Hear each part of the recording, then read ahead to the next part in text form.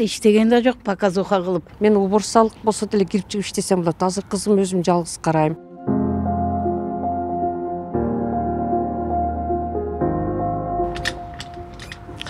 Бул чакан имарат Жалал Абад шаарындагы Бахрейн кичи шаарчасындагы тигүү цехинин имараты. Анын пайдаланууга берилгенине дээрлик 2 жылга чукулдады. Бирок азыркы учурга чейин иштей элек. Бул социалдык шаарчада томолой жетим балдар, майыптыгы барлар жана муктаж жарандар жашайт. Алардын негизги киреше булагы пенсия жана жөлөк пул болгондуктан күнүмдүк турмушка араң жетет. Мындан улам жергиликтүүлөр тигүү цехинде иштеп, кошумча киреше табуу үмүтүндө турушат. Иштей турган болсо биз кандай колубуздан эмне келсе ошону жасап, кечеги деле мындан бир 10 күн 15 күн мурун сөз болгон да, аялдар топтолупчу. Анан аксакал эжебизге айтканмын мен, именно эже мына паптагыларым, уборщицасы, башкасы болсо биздин колубуздан келсе кирип чыгып иштейт элек. Анан кийин ушу швеяны кичине аракет кылбайлыбы, ачылып калган болсо иштесек болот эле. Ооба да сөзсүз түрдө жакшы болмок. Себеби биз алыс жакка баргандан көрө биздин алыс жакка барып иштегенге шарттарыбыз жок. Биздин сырт жактан айлык деле келбейт да. Только пособие, пенсия менен жашайбыз.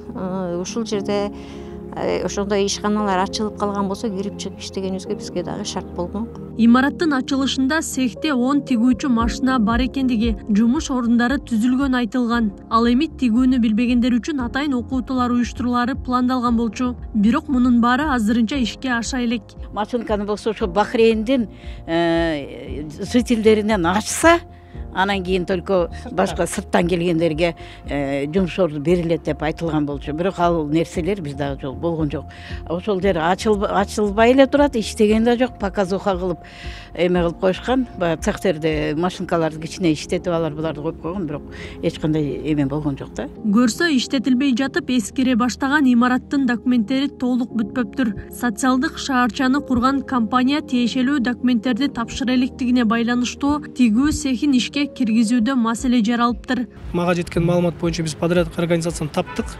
Документтердин баарын азыр толук кандуу сурап атабыз. Алар дагы баягындай так жүргөн эмес организациялардын бири экен. Азыр документтердин баарын толуктап бизге өткөзүп атышат. Буюрса жакын арада уже өтүп калат муниципалдык баланска. Ошонун баарын полностью өткөрүп туруп, именно ошол швейный цех боюнча.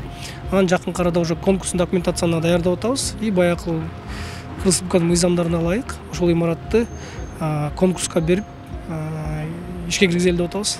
Социалдык шаарча Асанабил кайрымдуулук фонду тарабынан курулуп 2022 жылы пайдаланууга берилген. Мында 24 үй бүлөгө ылайыкталган турак жайлар, мектеп, тигүү цехи, ФАП жана мечит жайгашкан. Аклай Кырабаева, регион.